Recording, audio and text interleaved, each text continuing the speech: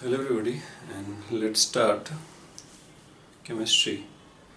And we have discussed about the modern atomic model or atomic model and quantum atomic model, and we have seen that when electron is a wave by de Broglie hypothesis and Heisenberg uncertainty principle.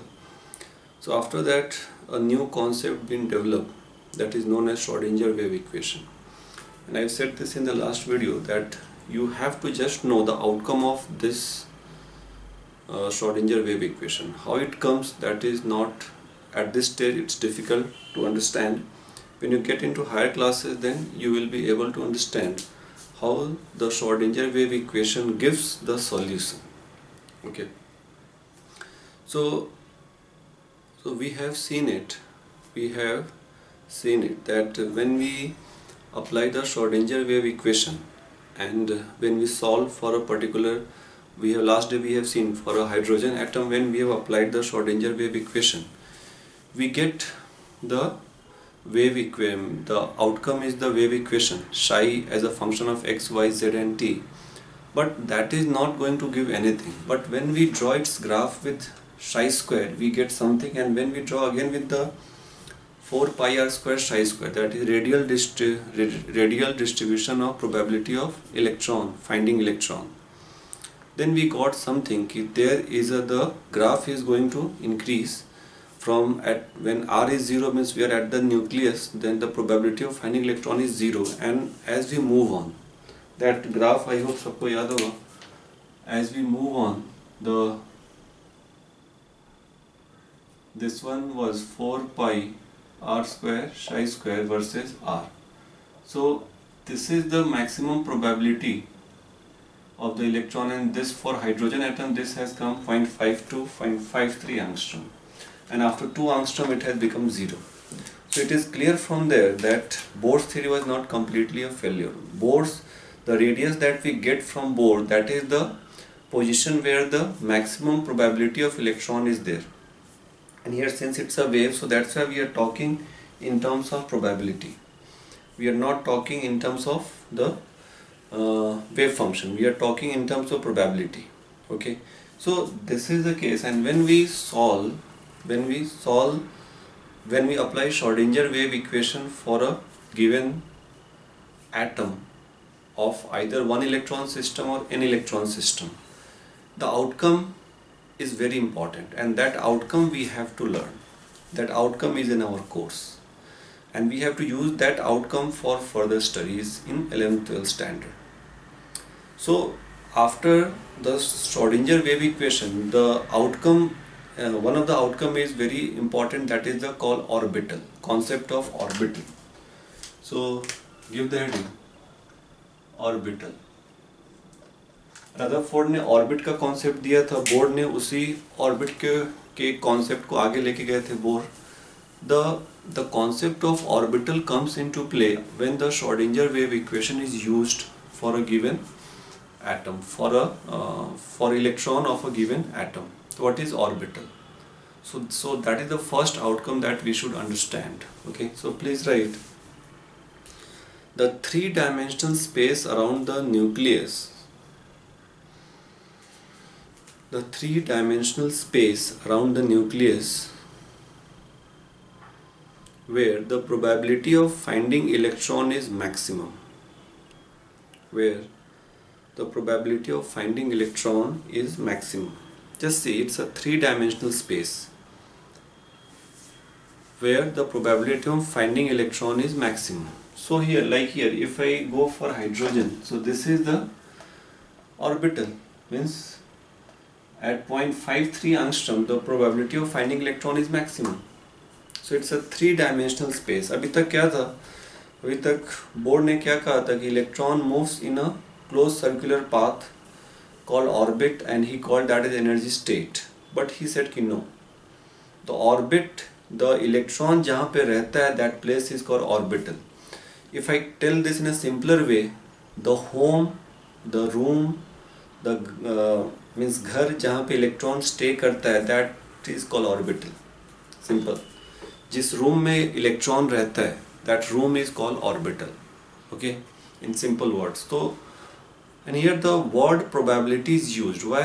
Because electron is a wave, so electron at the same time is everywhere, and that's why it is looking like a cloud.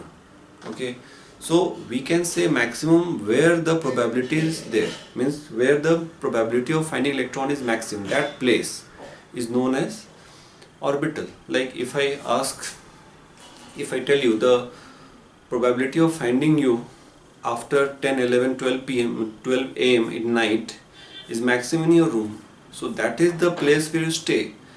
दिन के time में you come out of your room, you go to living room, you go to some other room, you go outside, but still the where is the maximum probability of you to find in your room, and that room is the place. The same way the electron maximum time कहाँ पे रहता है, तो that maximum time is called that room जहाँ पे electron रहता है, that room is called the orbital. And electron is and that orbital is not a 2-dimensional, it is 3-dimensional. Why? Because it's a cloud. तो electron कहीं भी move हो सकता है, like this, like this, like this, anywhere. So it is 3-dimensional space. अपने room में electron कहीं भी स्टे कर सकता है, अपने रूम में इलेक्ट्रॉन कैसे भी रह सकता है. Like in your room you can stay like according to your choice. Nobody can restrict you. But same way, the electron where stays, that place is called orbital, and the concept of orbital came from the Schrodinger wave equation, and that is very important. तो ये तुमको outcome, first outcome तुमको ध्यान में रखना है, definition wise ध्यान में रखना है, एंड इसका इम्पोर्टेंस, इसका शेप हम लोग आगे देखेंगे, वो भी अपने को ध्यान में रखना है. Shape, these all are information that you have to keep in mind and you have to apply it for further study in chemistry. Okay, we are not in position to develop these equations, develop these orbitals, solve these equations, not possible. So we have to get the information, the outcome information, and that we have to use our further studies. So first outcome is orbital. When we solve Schrodinger wave equation, तो पहला जो concept आता है orbital का आता है. तो जैसे ही आता है, then question comes कि what is difference between orbit and orbital. So please make 2 column, orbit and 2 column orbital. Make 2 column, orbit and orbital.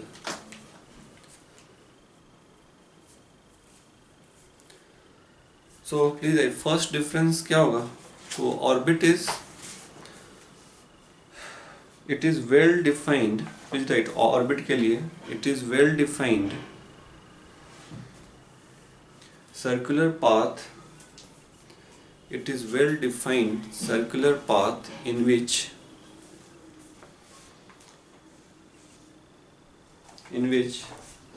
the electron is supposed to move.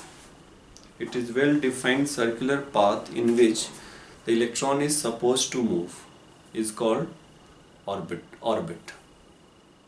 Orbital का जो definition लिखा वही लिख दो. It's a 3-dimensional space around the nucleus. It is 3-dimensional space around the nucleus where the probability of finding electron is maximum. Okay.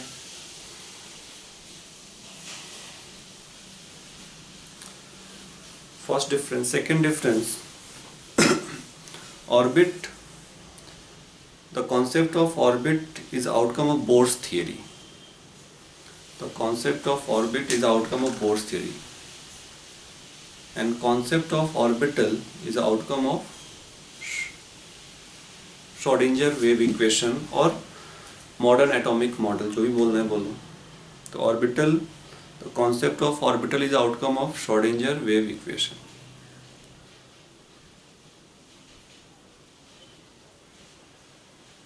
यहाँ पे question आता है कि रदरफोर्ड ने फर्स्ट टाइम ऑर्बिट का कॉन्सेप्ट दिया था, लेकिन उन्होंने कॉन्सेप्ट दिया था रदरफोर्ड, लेकिन उन्होंने रेडियस नहीं बताया था क्या साइज होगा. That radius concept was given by bore, so that's why his name was included. Second, third point,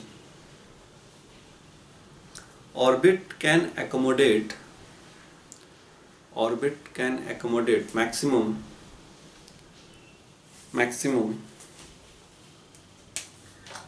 2n square electron.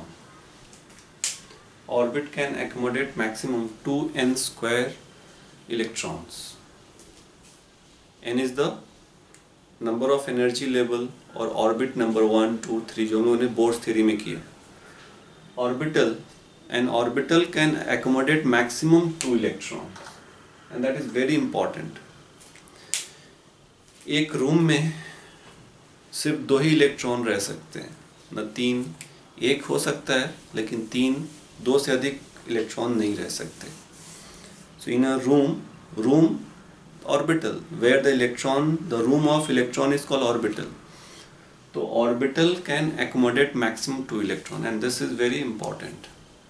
Okay. Third point, if I just write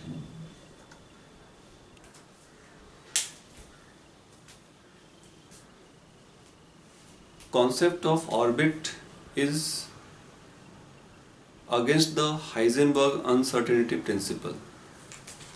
The concept of orbit is against the Heisenberg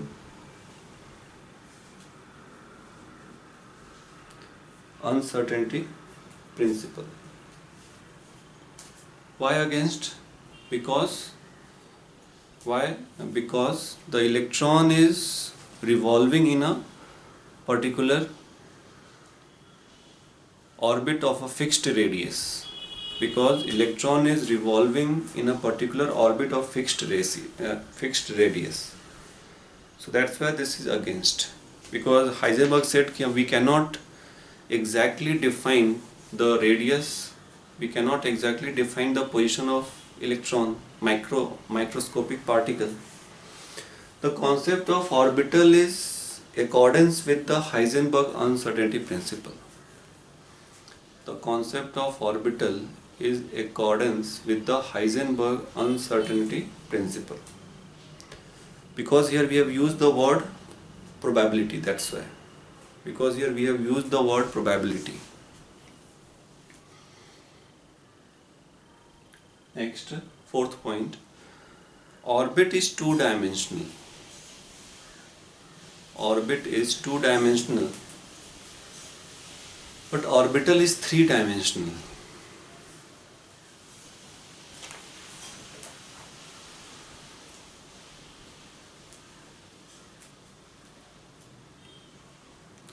Next, orbit is directionless. Circle का कोई direction नहीं होता, because this is symmetrical in all direction. Orbit में circular path, तो orbit is directionless except s orbital. Remaining orbitals has got particular direction. Remaining orbital has got particular direction. Okay, so this is the difference between orbit and orbital. Now, तो orbital concept आया, but ये हमने पहले कर लिया. लेकिन as we move on, when we solve Schrodinger wave equation, the outcome of that we have to study. The outcome of Schrodinger wave equation for a particular electron of a given atom is basically 3 quantum numbers, called quantum numbers because quantum mechanical model से वो develop हुआ. So please write, the outcome of Schrodinger wave equation is 3 quantum numbers. Outcome of Schrodinger wave equation is 3 quantum numbers.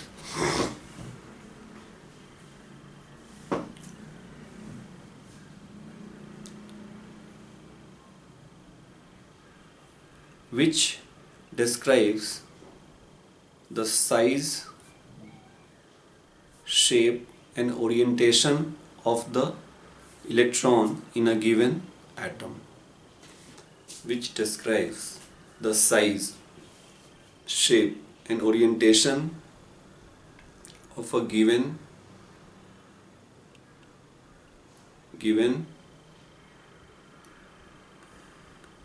electron inside the atom.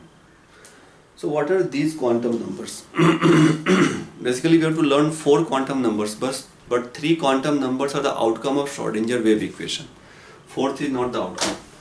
And वही अपने लिए and यही अपने को पढ़ना है डिटेल में. Quantum numbers, है ना? So give the heading quantum numbers. Already definition में लिख लिया. What is quantum numbers? तो अगर फिर से लिखना हो तो it is a outcome of Schrodinger wave equation which describes the size, shape and orientation of electron in a given atom. Now the quantum number, इसको अगर simple word में मैं बोलूँ at this stage, जैसे हम आगे पढ़ेंगे उसमें और भी in depth आता जाएगा. Quantum number is like an address of an electron.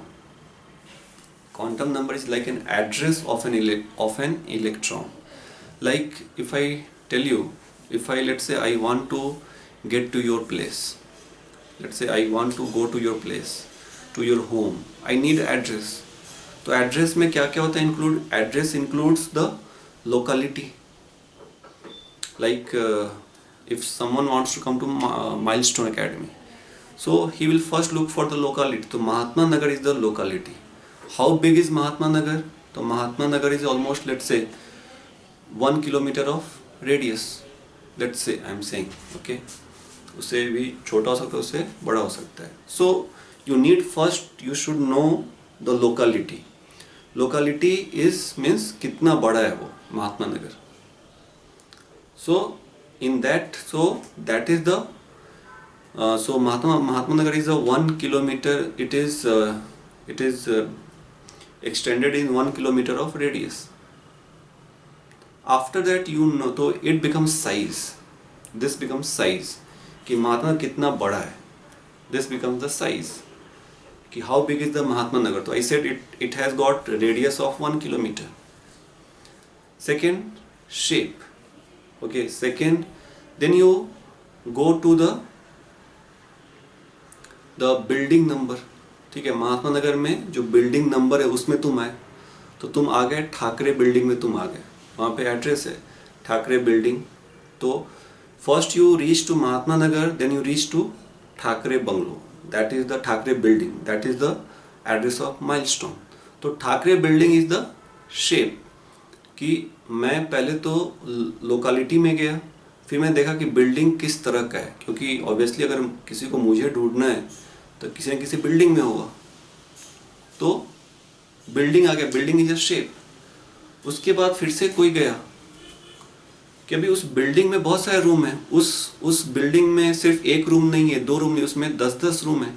तो 10 रूम में से किस रूम में माइलस्टोन और किस रूम में मैं हूँ, अगर किसी को मेरे से मिलना है तो इट इज लाइक दिस कि he will first come to locality the Mahatma Nagar, then he will come to the building, that is the Thackeray building,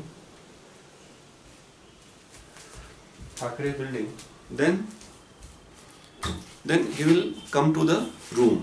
Okay, if I want to meet, let's say, sir, then he will come to the room.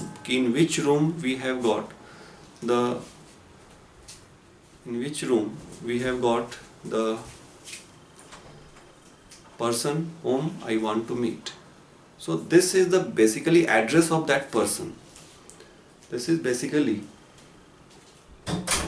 the address of that person. Same way, the quantum number is all about the address of the electron.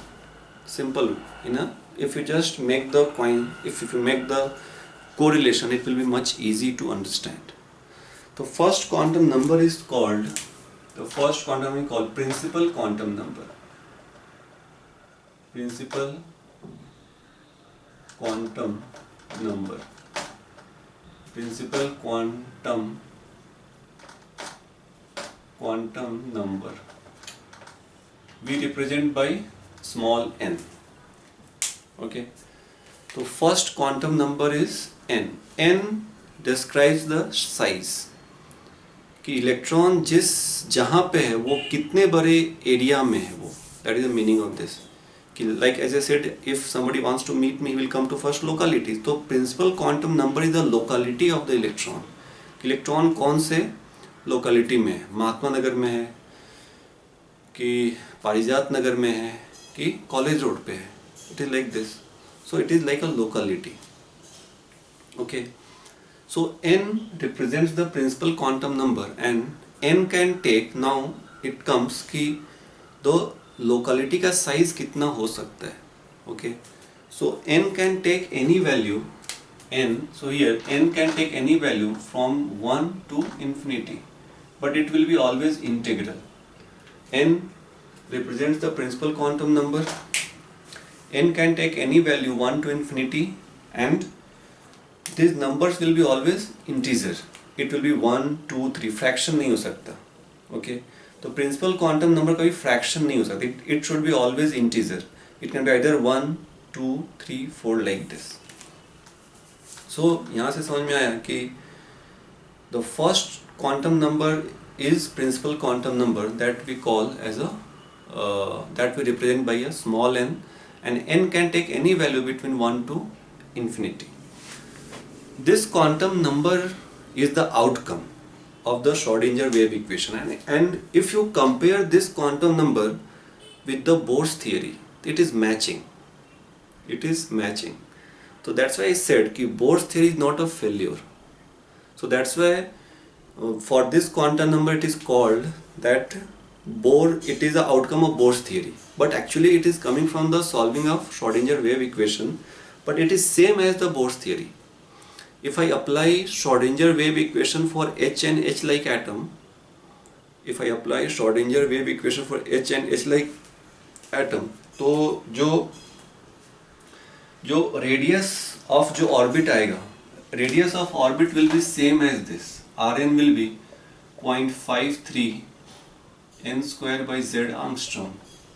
Energy of H or H-like atom will be minus 13.6 z square by n square electron volt per atom. इतना ही आने वाला है ये हमेशा.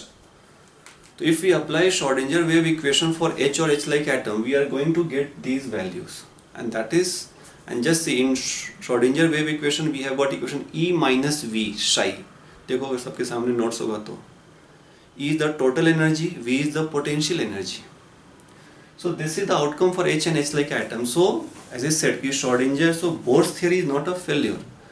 It is restricted to H and H-like atom, but the same equation we get from the Schrodinger wave equation. So n in the Bohr's theory, n is called energy state or orbit.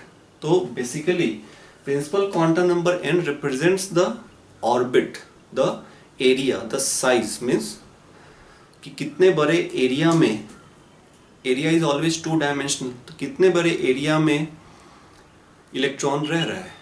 So this is the first principal quantum number. n cannot be zero. ठीक है, that is, तो n starts from 1 2 3 4 like this, and उसी को Bohr ने नाम दिया था KLMN. He called that as a energy state. He called that as a energy state. Second, तो प्लीज ये ध्यान में रखना है.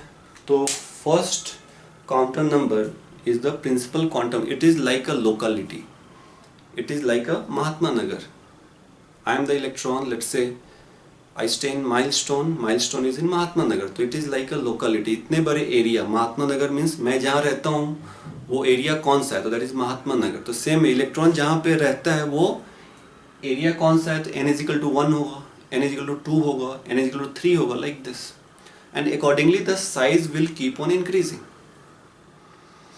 तो इलेक्ट्रॉन जहाँ पे रहता है वो एरिया, वो locality n is equal to 1 होगा, n is equal to 2 हो सकता है, 3 हो सकता है. that is the size or locality. Okay. Next comes the second quantum number is called azimuthal quantum number. azimuthal quantum number. इसके और भी नाम है subsidiary quantum number, subsidiary quantum number. ठीक है. This is also called angular momentum quantum number. Angular momentum quantum number. Okay. तो basically this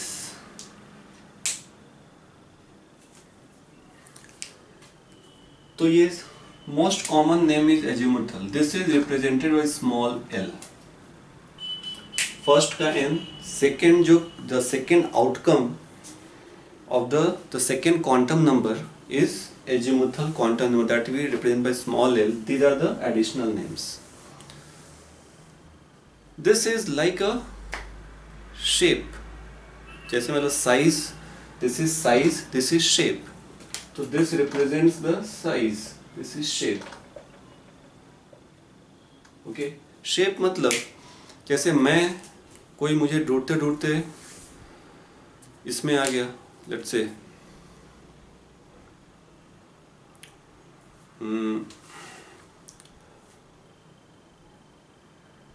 milestone Mahatma Nagar में आ गया। अभी उसके बाद वो खोजेगा कि बिल्डिंग कैसा है, तो दैट इज अ शेप। तो same way electron is in this locality in n is equal to 1 में है। अभी किस तरह के बिल्डिंग में इलेक्ट्रॉन है, तो that building is we are calling as a shape. Shape is basically the electron किस तरह के शेप वाले बिल्डिंग में है, ठीक है। तो बेसिकली दो this principle quantum number is also called, इसको तो एक रह गया, इसको शेल बोलते हैं हम लोग, है ना, shell, K shell, M shell. तो it is also called subshell, subshell. तो azimuthal quantum number is also called subshell. Shell के अंदर तो जैसे एरिया, उसके अंदर बिल्डिंग, तो सब शेल। तो azimuthal quantum number L also represent, it also called subshell quantum number, shell के अंदर सब शेल, ठीक है। तो दिस इज बेसिकली, तो the subshell in which electron lies, यहाँ पे लिख सकते हो the subshell in which the electron lies, okay.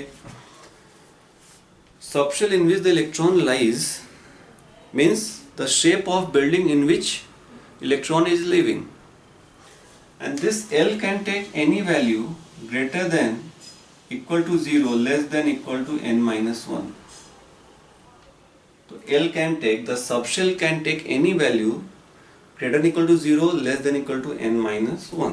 अभी let's see यहाँ पे, और यहाँ पे कुछ नाम दिए गए कि if L is 0, it is called S subshell. If L is 1, it is called P subshell. If L is 2, it is called D subshell. L is 3, it is called F subshell. ये नाम याद रखना है कि L is equal to 0 is called S subshell, L is equal to 1 is called P subshell, 2 D F। ये जो SPDF subshell इसको बोलते हैं, SPDF is basically the name given with respect to the spectrometry. S is for subsidiary, P for principal, D for diffuse, F for fundamental. So these are the different characteristics of the spectrum that we get when electrons are in these subshell, electrons are in these buildings, okay. So SPDF is basically the name taken from the spectroscopy. Spectroscopy is basically where we study about the spectrum. So when electron is in S subshell, which type of spectrum we get? When electron is in D subshell, which type of spectrum we get? When electron is in F subshell, which type of spectrum we get? Okay. So these are the name given by those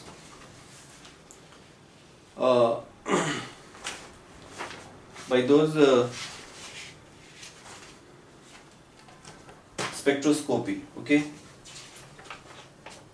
So S is called subsidiary, P for principal, D for diffused, F for fundamental. So these are, ये तुमको just नाम जानना है, okay. फिर से बोल रहा हूँ आउटकम। अभी देखो यहाँ पे, अभी मैं इसको हटाता हूँ। If I take, तो ये लिखा सबने, और let's say if I take here principal quantum number n में, n means locality number 1 में, महात्मा नगर में देखते L क्या होगा, L will be greater than equal 0 to less than equal to -1। तो यहाँ से क्या हो गया, तो 1 -1, तो L is only 0। Means locality number 1 में एक ही सब शेल है, एक n is equal to first shell में एक ही सब शेल है। इसको और मैं सिंपलर वर्ड में बोलूँ कि लोकेलिटी महात्मा नगर में लोकेलिटी नंबर 1 में एक ही बिल्डिंग है, there is only one building, it is called S subshell, जिसका नाम एस सब शेल है, S subshell. Okay, n is equal to 2 में अभी लोकेलिटी नंबर 2 में कितने बिल्डिंग्स है, कितने सब शेल्स हैं, तो लोकेलिटी नंबर 2 में 0 greater L greater equal to 2 -1। ये भी अगेन फिर से ये भी the subsidiary quantum number is also integer. इसमें से इनफैक्ट तुम देखोगे ऑल क्वांटम नंबर्स आर, मतलब 3 quantum numbers are always integer. तो इसमें क्या हो जाएगा, तो L will be either 0 and 1, 0 to ये 1 आ जाएगा, तो it will be 0, it will be 1 again. तो फिर से मैं रिपीट कर रहा हूँ कि it is always a integer value. Means जो तीन क्वांटम नंबर्स है they are always the integer value. तो L विल बी 0 और L विल बी 1, तो 0 एंड 1। तो लोकेलिटी नंबर 2 में 2 बिल्डिंग है, 0 एंड 1। एक का नाम क्या है, S सब शेल, एक का सेकंड का नाम P सब शेल है, दैट इज इंपॉर्टेंट। एक का नाम S सब शेल, सेकंड का नाम P सब शेल। एंड ये तुमको ऐसे ध्यान में रखो कि लोकेलिटी नंबर 2 में 2 बिल्डिंग है, उस 2 बिल्डिंग में फिर इलेक्ट्रॉन रह सकता है। लोकेलिटी नंबर 3 में L कितने होंगे, तो L 0 to 3 -1, so that implies L will be 0 1 2। तो लोकेलिटी नंबर 3 में 3 बिल्डिंग्स हैं, उस तीनों बिल्डिंग में first is S subshell, second is P subshell, third is D subshell. Just see it's a SPD subshell. तो locality 3 में 3 building है। तो यहाँ से एक चीज सबको समझ में आ रहा होगा कि लोकेलिटी नंबर 1 में एक बिल्डिंग, लोकेलिटी नंबर 2 में 2 building, means n means nth शेल में you will have a total number of subshell is n only। Shell first shell में 1 सबशेल, सेकेंड शेल में 2 सबशेल, थर्ड शेल में 3 subshell. Okay, so this is there. Now if I go for the n is equal to 4, 4 के लिए क्या हो जाएगा, n is equal to 4, तो means fourth locality number 4 में L can take value 0 to less than equal to 4 - 1 3, so that gives you L is equal to 0 1 2 3। so this is S subshell, this is P subshell, this is D subshell, this is F subshell। इसके बाद भी हो सकता है, लेकिन अभी तक जितने भी एटम डिस्कवर हुए हैं they are going to get all those electrons will be distributed in these 4 subshells only, so we don't need extra subshell। अगर आगे कुछ आता है तो S P D F G आ जाएगा, H आ जाएगा, लेकिन these 4 subshells are sufficient to give the exact location of electron inside the atom। तो just see, तो shell locality subshell is the building shape, size, shape। okay, now the इसमें और भी points हैं, उस पर हम लोग बात करेंगे। एक दो क्वेश्चन अगर मैं ले लूँ, यहाँ पे एक दो क्वेश्चन मैंने लिख के रखा हुआ है। So question is like this, you have to represent this, ऐसा question represent this, that is n is equal to 3, L is equal to 0, so this will be written as 3s। okay, तो इसको हम लोग principal quantum number is always written as 3 and L0 is called S subshell, तो इसको हम लोग 3s represent करेंगे। n is equal to 3, L is equal to 1, so this will be called N3p, means third locality के second building में building number P में, third shell के first sub second subshell में। यहाँ पे 3 है तो दिस कैन बी, अभी n is equal to 4, l is equal to 3, so it is n को हम लोग ऐसे लिखते हैं, it is going to be 4, for 3 it is f। तो principal quantum number is written like this only, and the SPDF is written for this SPDF. We write for L0 S, for L1 P this. Again, third locality means principal quantum number 3 में number of subshell will be 3. उसमें से मैंने सिर्फ एक ही subshell लिया है, बाकी दो नहीं लिया मैंने। इट्स अपॉन अस, मैं एक ही बिल्डिंग को मैं देख रहा हूँ, बाकी जो दो बिल्डिंग्स को मैंने देख नहीं रहा। प्रिंसिपल क्वांटम नंबर 4 में will have a 4 subshells, 4 building, but I am looking at only one building. That is upon me. Okay. So basically,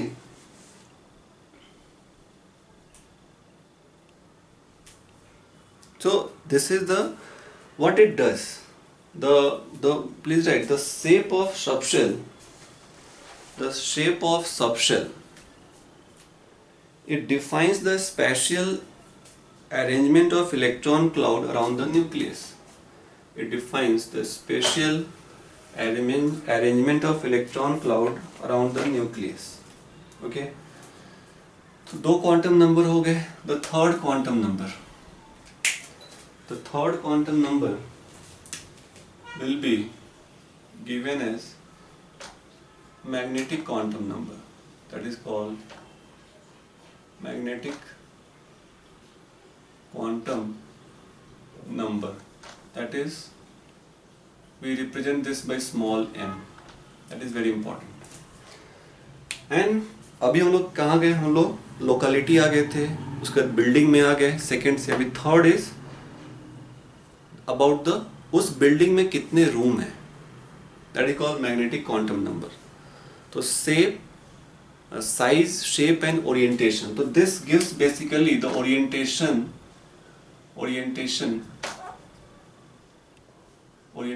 of electron cloud. Actually, basically electron is a cloud, so electron cloud here. This is also called this is also called orientation quantum number. This is also called orientation quantum number. ठीक है।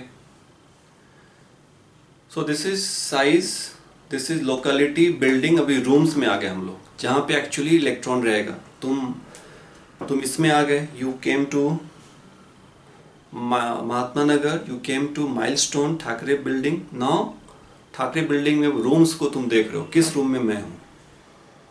And this quantum number basically explains the Zeeman effect. What is Zeeman effect? तो splitting of spectral lines in presence of magnetic field. So this is denoted by m, outcome. ये भी integer ही होगा। All quantum numbers, ये जो 3 है, एक और आएगा बाद में, तो 3 क्वांटम नंबर हमेशा इंटेजर ही होने वाला है। They are always integer. Okay, so this is the quantum number. तो अभी ये कौन कौन से वैल्यू लेता है? तो ये this takes m minus L to plus L through 0. तो this m can take all the values, all the integral values between minus L to plus L through 0. Means एक फर्स्ट एरिया में एक ही building है, उस building में कितने room है। सेकेंड एरिया में 2 बिल्डिंग है, हर एक बिल्डिंग में कितने रूम है, बिकॉज हर एक बिल्डिंग में रूम, नंबर ऑफ रूम्स अलग अलग हो सकता है। थर्ड एरिया में 3 बिल्डिंग है, उस 3 में हर एक बिल्डिंग में कितने रूम्स हैं। So this is going to give you the magnetic quantum number. And इसी को हम लोग, ये जो रूम्स हैं, रूम्स, ये जो मैंने minus L to plus L लिया magnetic, this rooms are, these rooms are only called orbital, जहाँ पे एक्चुअली इलेक्ट्रॉन रहता है। तो actually magnetic quantum number explains about the orbital, जहाँ पे इलेक्ट्रॉन एग्जैक्टली स्टे करता है। So this is about, like if I take here, just यहाँ पे मैं और हर एक ऑर्बिटल का अपना एक नाम है। जैसे हर एक रूम का, अपने घर में हर एक रूम का एक नाम होता है, room number 1 2 3, living room, dining room, master bedroom, like this. तो वैसे ही अभी देखो यहाँ पे n इज इक्वल टू 1, मैं फिर से मैं लिख रहा हूँ यहाँ पे n1 l m, 3 quantum number आए, area, building, rooms, shell, subshell, orbital, जहाँ पे इलेक्ट्रॉन स्टे करेगा।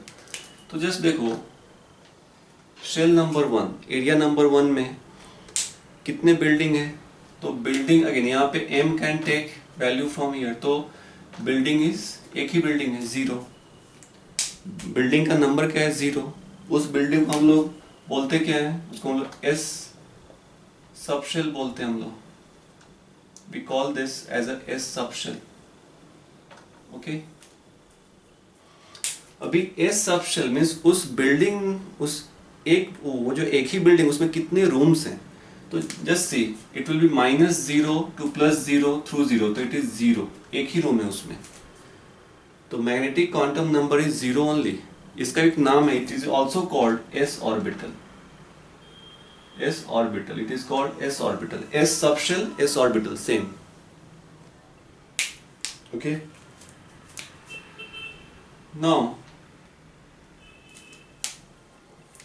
नाउ एरिया नंबर 2 में कितने हैं बिल्डिंग, तो 2 बिल्डिंग है, 0 and 1, L takes from 0 to n-1, यहाँ पे M कैन टेक, अभी बिल्डिंग नंबर 1 में कितने रूम्स हैं, तो बिल्डिंग नंबर रूम में एक ही रूम है, -0 to +0 through 0, तो एक ही रूम है, इसका नाम क्या है, इसका नाम S सबशेल है, इसका नाम P सबशेल है, ये S orbital called, S subshell एक ही रूम है तो उसको वही नाम दिया गया।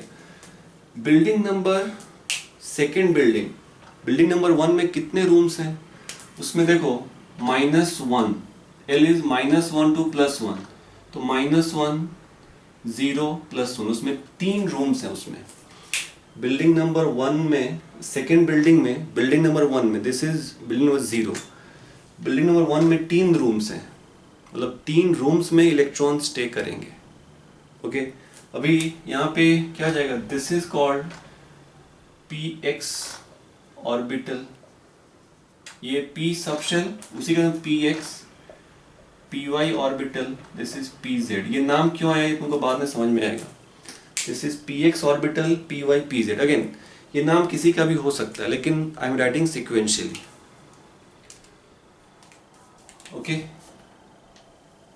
अभी देखो यहाँ पे बिल्डिंग नंबर 3 में सॉरी, हाँ, एरिया नंबर 3 में कितने बिल्डिंग, तो 3 बिल्डिंग है, 0 1 2, इसका नाम क्या हो गया, एस सबशेल, इसका पी सबशेल, इसका डी सबशेल। 0 फर्स्ट बिल्डिंग जिसका नंबर 0, उसमें कितने रूम्स हैं, उसमें एक ही रूम्स है, इसको थोड़ा सा मैं लिखता हूँ नीचे, डी सबशेल, तो that is S orbital. Building number second building जिसका नंबर 1 है, उसमें 3 रूम है, -L to +L, तो -1 0 +1, it is called px orbital. फिर से तुम लोग बार बार लिखना, py ऑर्बिटल, pz ऑर्बिटल। अभी जो थर्ड बिल्डिंग है उसका नंबर 2 है, उसमें कितने रूम है, तो -2 -1 0 1 2, 5 रूम है उसमें। इसका नाम हम लोग dxy ऑर्बिटल, dyz ऑर्बिटल, ये नाम क्यों आता है मैं थोड़ा सा एक्सप्लेन करूंगा बाद में, अभी ये नाम लिख के रखो, ध्यान में रखो। dyz orbital, dx² y² orbital, this is dz²। Again इसमें से फिर से बोल रहा हूँ, कोई भी नंबर किसी का हो सकता है, इट इज नॉट दैट कि यही लेना है। dxy 1 के लिए भी हो सकता है, dxy 0 के लिए भी हो सकता है, dxy 2 के लिए भी हो सकता है, तो कोई भी नंबर किसी का हो सकता है, इट्स नॉट कंपल्सरी कि यही सीक्वेंस लेना है।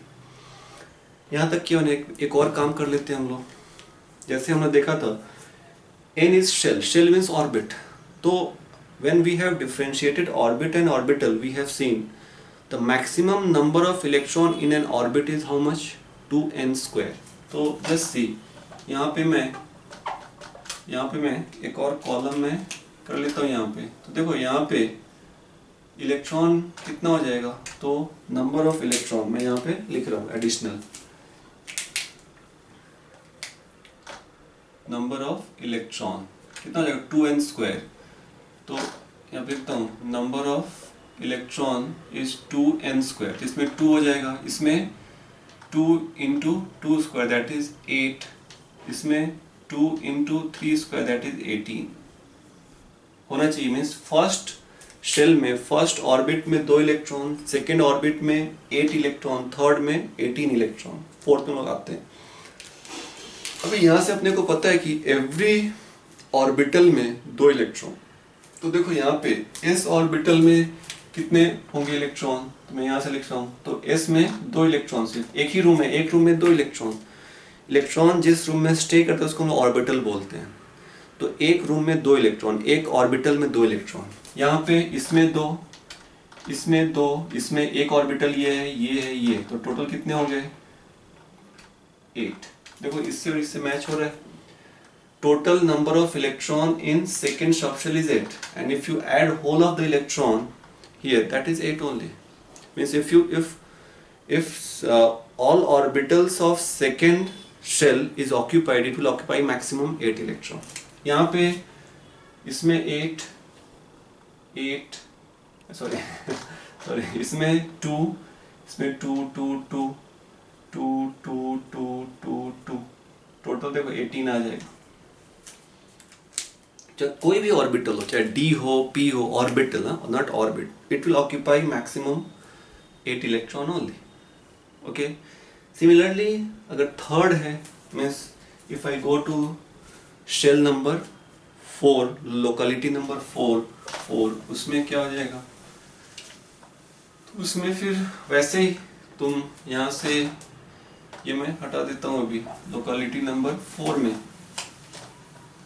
n is equal to 4, n is equal to 4 में क्या हो जाएगा, नंबर ऑफ बिल्डिंग 4 हो जाएंगे, 0 1 2 3. ये बिल्डिंग नंबर 0 में एक ही रूम होगा. बिल्डिंग नंबर 1 में -1 0 +1, बिल्डिंग नंबर 2 में -2 -1 0 1 2 और 3 में -3 -2 -1 0 1 2 3. तो टोटल 7 रूम्स होंगे. तो अगर मुझे एक जनरल फार्मूला बनाना हो कि for a given subshell how many orbitals are possible, तो here the number of magnetic quantum